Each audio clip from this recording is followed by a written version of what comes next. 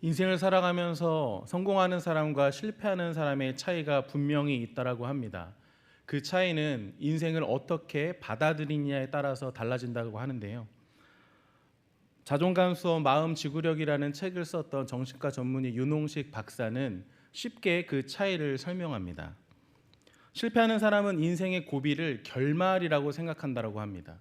그리고 성공하는 사람은 인생의 고비를 전개라고 생각하고 삶을 살아간다고 합니다. 여러분, 이 차이가 어떤 것인지 느껴지십니까?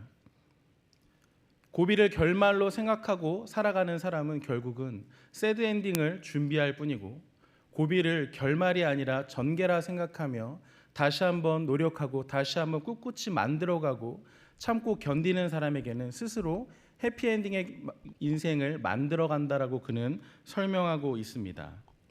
이 땅을 살아가면서도 인생을 어떻게 받아들이고 어떻게 생각하고, 그리고 인생이 결말이다, 나의 고비가 역경이 끝이 아니다, 그리고 이 인생 속에서 또 다른 이야기가 시작된다라고 버티며 살아가면 성공할 수 있다라고 말하는 것이 성공한 자들의 이야기입니다. 유명한 사람들의 책들, 성공 스토리, 성공 법칙, 성공에 대해서 이런 이야기들의 책을 보면 반드시 있는 것이 무엇입니까? 포기하지 말아라, 견뎌라, 이겨내라, 이런 내용들은 반드시 들어갑니다. 여러분, 우리가 이 땅을 살아가면서 성공할 수 있는 비결, 그것이 바로 포기하지 않고 견뎌야 한다는 것이죠. 오늘 말씀은 이 땅에서 살아가는 성공뿐만이 아니라 하나님 안에서 성공한 삶을 보여주는 다윗이 어떻게 살아가는지를 우리에게 보여주고 있습니다. 다윗의 성공 비결은 무엇입니까? 다윗도 마찬가지였습니다. 포기하지 않고 끝까지 견뎠던 것입니다.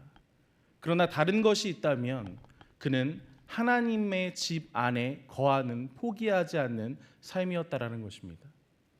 세상을 살아가면서 내 생각과 내 뜻으로 견디고 포기하지 않고 끝까지 내 길을 만들어가는 것이 아니라 하나님의 집 안에서 포기하지 않고 견뎠던 그의 삶이 결국 하나님께서 성공의 삶으로 이끌어 주셨다라는 것입니다.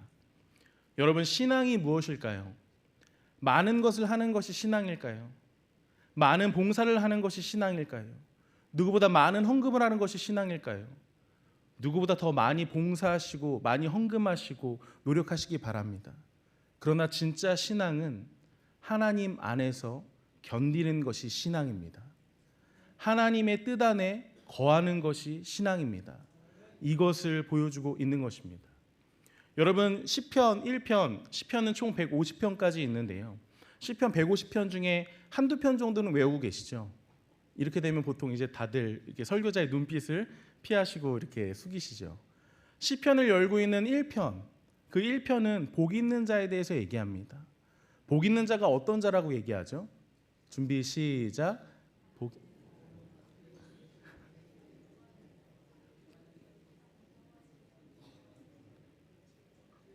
혹시나 제가 못 외워서 안 하고 있다라는 그런 불신과 그런 의심을 하시는 분들은 회개하시기 바랍니다. 지금 제가 봤을 때 다들 잘 알고 계실 것입니다. 복 있는 자의 삶을 얘기해 줍니다. 시편 1편에서 복 있는 자의 삶을 얘기해 주는데 두 가지로 비교한다라는 거 아십니까? 시냇가에 심은 나무와 아기는 뭐죠? 바람에 나는 겨와 같은 자. 시편 1편은 그것을 분명히 알려줍니다. 하나님께 복 있는 자는 시냇가에 심은 나무와 같이 철을 따라 열매를 맺는다. 그러나 아기는 바람에 나는 겨와 같이 이리저리 날아다닐 뿐이다. 이렇게 분명히 대조를 하고 있습니다. 시냇가에 심은 나무는 어떤가요? 움직이지 않습니다. 물이 없다고 물이 많은 곳으로 뽑아서 이동하지 않습니다. 해가 들지 않는다고 해가 있는 곳으로 뿌리를 뽑아서 이동하지 않습니다. 그냥 그저 그 자리에 있어서 하나님께서 주시는 햇빛과 양분을 받아 먹으며 살아갈 뿐입니다. 복 있는 자는 그런 자라고 얘기합니다. 아기는 어떤 자라고 얘기합니까? 바람에 나는 겨와 같다라고 얘기합니다. 하나님이 주시는 뜻과 하나님이 주시는 말씀 안에서 살아가는 것이 아니라 내 뜻과 내 마음대로 여기저기 날아다니는 자가 악인이라고 얘기하고 있는 것이죠. 여러분, 우리의 신앙은 어떻습니까? 우리는 하나님께 심겨진 자로 살아가고 있습니까? 아니면 세상이 흘러가는 것을 보고, 시대가 바뀌는 것을 보고, 그것들을 따라가며 흔들리며 그것들을 쫓아가며 있습니까? 하나님의 뜻은 이미 선포되었습니다. 하나님의 마음은 이미 성경을 통하여 우리에게 다 알려졌습니다. 우리가 해야 되는 것은 뭐죠? 내 마음과 내 뜻대로 내 마음대로 여기저기 다니는 것이 아니라 온전히 선포된 하나님 말씀 안에서 그 말씀만을 붙들고 살아가야 하는 것입니다. 그래서 저는 신앙이라는 것은 내 자리를 지키는 것이라고 생각합니다. 우리에게 진짜 신앙이라는 것은 이 명성제일교회의 일원이 됐다면, 이 공동체의 신앙인이 됐다면, 이 교회 안에 성도가 됐다면 이 자리 안에서 우리의 신앙을 꿋꿋이 지켜나가는 것, 그것이 신앙이고 신앙의 참 모습이라고 생각합니다. 오늘 본문에서의 다윗이 그 모습을 보여주고 있습니다. 참 신앙인으로서 해야 할 일, 참 신앙인으로서 무엇을 바라봐야 하고 무엇을 해야 되는지를 우리에게 분명히 알려주고 있는 것입니다. 우리 시편 52편 표제를 한번 다 같이 읽어보겠습니다. 성경을 직접 찾으시기 바랍니다. 시편 52편 표제 한번 같이 읽겠습니다. 시작. 다윗의 맞쓰길.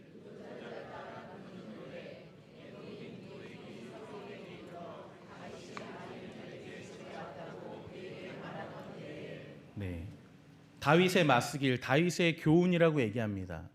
시편에서 나오는 다윗이 지은 많은 시들은 다윗의 왕에 있을 때 얘기, 그리고 자라나면서의 얘기들의 이야기들이 많이 있습니다. 여러분 시편을 읽으실 때 다윗의 스토리였던 사무엘상하를 함께 보며 읽어가시길 바랍니다. 오늘 본문은 다윗의 교훈인데 어쩔 때요 상황이 분명히 적혀 있습니다. 에돔인 도액이 사울에게 이르러 다윗이 아히멜렉의 집에 왔다고 그에게 말하던 때라고 분명히 어떤 시기에 지었던 시편인지를 기록하고 있습니다. 사무엘상 21장과 22장에 보면 이 내용이 자세히 기록되어 있습니다. 도액이라는 사람은 사울 왕의 목자장이었습니다. 사울 왕의 하수인이었고 종이었죠. 그랬던 도액이 다윗을 따라다니기 시작합니다. 왜 그랬을까요? 사울이 죽이고자 했던 다윗을 따라다니고 그의 모든 일들을 다 사울에게 보고한다면 자기가 사울 왕에게부터 큰 직위를 얻을 수 있고 성공할 수 있다라는 확신이 있었기 때문에 그는 다윗에게 몰로 숨어서 그를 따라다닙니다. 스파이 짓을 하고 있었던 것이죠. 그러던 와중에 다윗이 도망다니고 있는 와중에 먹을 것이 없고 힘들어 지쳤을 때 아히멜렉이라는 제사장의 집에 가서 거하게 됩니다. 노비라는 제사장들이 모여 살고 있는 그 작은 소도시에 가서 먹을 것을 구하고 무기를 구하는 다윗의 모습이 보여줬던 것이죠. 아히멜렉이라는 제사장은 다윗에게 제사장만이 먹을 수 있는 떡을 주게 됩니다. 그리고 골리앗의 그 창을 주게 되고 다윗은 음식을 먹고 힘을 차려서 다시 한번 그 길을 걸어가게 되죠. 도액은 거기서 숨어 있었고 그 시간을 놓치지 않습니다. 그리고 사울에게 가서 고발합니다. 사울 왕이시여, 제가 다윗이 어디 있는지를 알았습니다. 그가 뭘 했는지를 압니다. 다윗이 배고파서 힘들어 지쳐 이제 다 죽어가는데 아히멜렉이라는 제사장이 그에게 진설병, 하나님께 드려지는 떡을 줬습니다. 여러분, 사울 왕이 이 말을 듣고 어땠을까요? 분노했죠. 첫 번째로 분노한 건 제사장이 그 다윗을 도왔다라는 것입니다.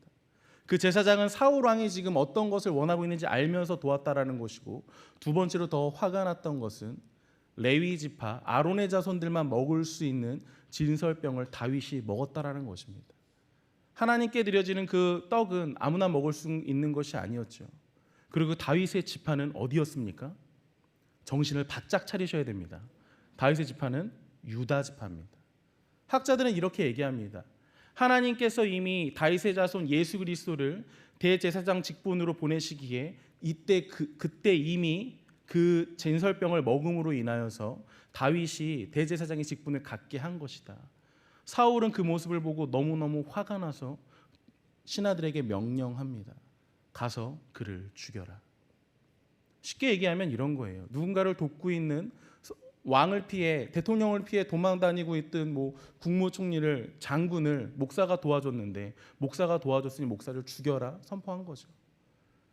부하들 중에, 종들 중에 누구도 쉽게 그 일을 하지 못합니다. 왜 그럽니까? 하나님의 일을 하는 자를 함부로 죽이기 어려웠기 때문이죠. 사무엘상 22장 18절에 이렇게 기록되어 있습니다. 왕이 도액에게 이르되 너는 돌아가서 제사장들을 죽이라 하매 에돔 사람 도액이 돌아가서 제사장들을 쳐서 그날에 세마포 에봇 입은 자 85명을 죽였고, 왕이 사울은 분명히 아무도 못하는 일을 도액에게 시켰고 도액은 가서 죽이게 되는데 아히멜렉만 죽인 것이 아니라 제사장 85명을 죽입니다. 그리고 거기서 끝나지 않습니다. 사무엘상 22장 19절에 이렇게 기록되어 있습니다. 제사장들의 성읍 노베 남녀와 아이들과 젖 먹는 자들과 소와 나귀와 양을 칼로 쳤더라. 도액은요, 그 도시에 있던 그 마을에 있던 모든 이들을 죽였습니다. 남녀노소 젖 먹는 이 짐승까지 그 땅에 있는 모든 것을 살육한 것입니다. 도액이 왜 그랬을까요? 도액이 굳이 그렇게까지 해야 됐을까요? 왕은 분명히 아히멜렉만 죽이라고 했지만, 그 떡을 준 제사장만 죽이라고 했지만, 도액은 생각했습니다.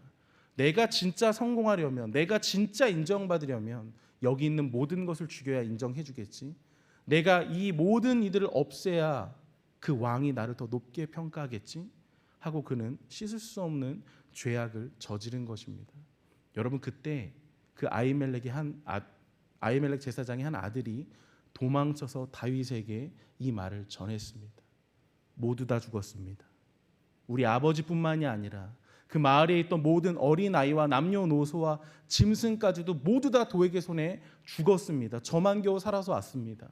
이렇게 다윗에게 말을 하고 피했던 것입니다.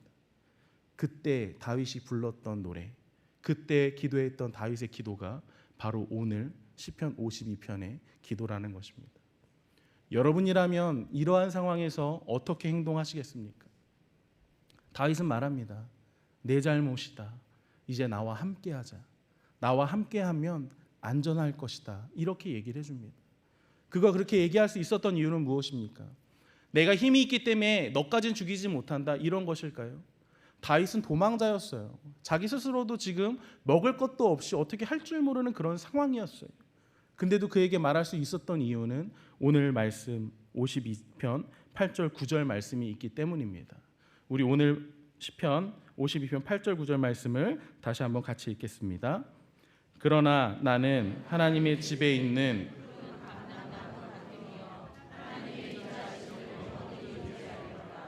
주께서 이를 행하셨으므로 내가 영원히 주께 감사하고 주의 이름이 선하심으로 주의 성도 앞에서 내가 주의 이름을 사모하리이다. 아멘.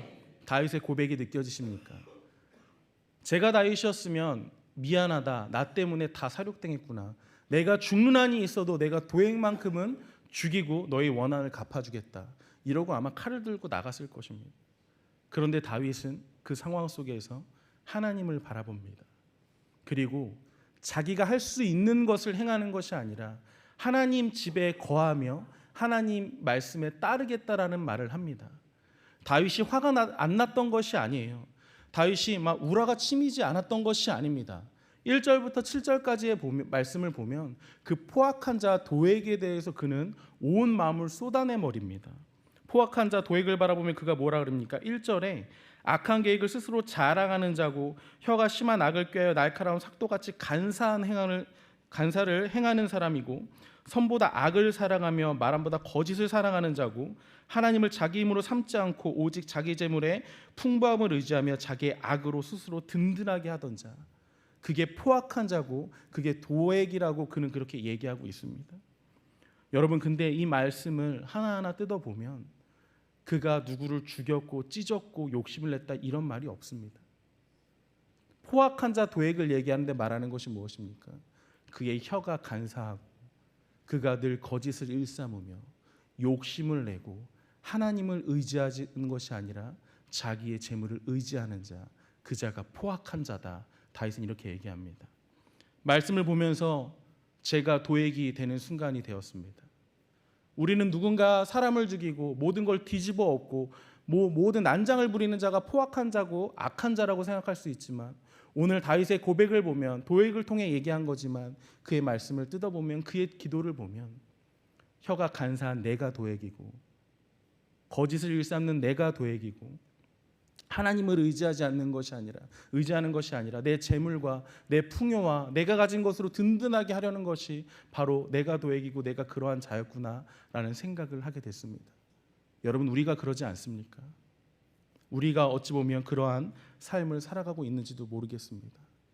우리가 하나님 앞에 반드시 회개해야 하는 것은 오늘 5절에서 분명히 얘기하고 있기 때문입니다. 이런 사람은 내 장막에서 뽑아내며 살아있는 땅에서 내 뿌리를 빼시리로다라고 얘기합니다. 간사함으로 살아가는 자, 내 혀의 입술의 권세로 살아가는 자, 하나님을 의지하지 않고 내 능력과 내 권세와 내 지식을 의지하는 자는 하나님께서 뿌리채 뽑아버리겠다라는 겁니다. 다윗은 이 하나님을 믿고 있었습니다.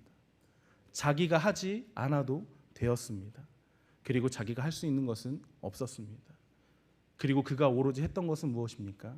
하나님, 나는 하나님의 집에 거하며 푸른 감람나무 같이 그냥 주님의 집에서 버티고 살아가겠습니다. 감사합니다. 이 고백을 하고 있는 것입니다. 감람나무라는 그 나무의 특징을 아십니까? 크기가 10m까지 자라기도 하고 다른 종류의 나무는 30m까지 자란다고도 하지만 감람나무의 특징은 수천 년도 살 수 있다라는 것입니다. 그리고 또 감람나무의 중요한 특징은 뭐냐면요, 그 열매를 맺기 제대로 시작하는 게 25년은 지나야 그 열매를 맺기 시작한다라고 하는 것입니다. 다윗은 지금 위기의 순간 속에서 속이 뒤집어지고 인생을 끝내고 싶을 정도의 아픔 속에서 하나님 앞에 고백하는 것입니다. 하나님, 당장 변하지 않아도 푸른 감람나무 같이 하나님 전에서 10년이고 20년이고 30년이고 그저 하나님만을 바라보고 난 버티고 살아가겠습니다. 이 고백을 하고 있는 것입니다. 여러분, 우리의 신앙이 이러한 신앙이 되길 바랍니다.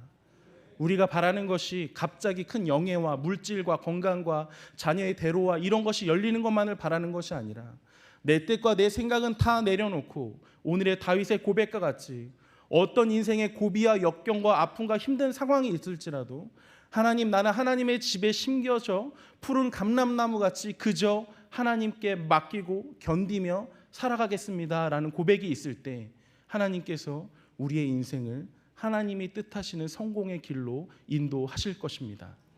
우리의 인생이 이 한 주간의 삶이 또 어려움이 올지 모릅니다. 오늘 역경이 지나갔다고 해서 내일 역경이 안 올까요?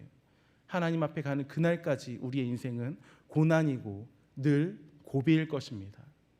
우리의 인생이 결말이 아니라 푸른 나무, 감람나무 같이 하나님의 집에 심겨져서 전개되며 나아가며 하나님의 뜻대로 살아갈 수 있는 저와 여러분 되기를, 이 한 주간을 하나님께로만 심겨져 살아갈 수 있는 우리 되기를 주님의 이름으로 축복합니다. 기도하겠습니다. 하나님, 감사합니다. 다윗은 인생에서 정말 그 벼랑 끝에 서 있었고 어려움에 있었습니다.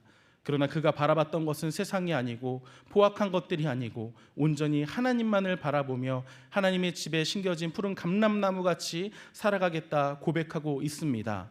아버지, 우리 인생도 늘 고난과 역경이지만 그 인생을, 그 세상을 바라보는 것이 아니라 온전히 하나님의 집에 심겨져서 내 뜻이 아닌 하나님의 뜻대로 살아갈 수 있는 푸른 감람나무와 같이 하나님으로부터 주시는 말씀과 양분과 그 모든 것을 먹고 자라가는 귀한 하나님의 백성들 될 수 있도록, 하나님의 뜻대로 살아갈 수 있는 귀한 주의 종 될 수 있도록 이 한 주간을 우리의 삶을 지켜 주옵소서.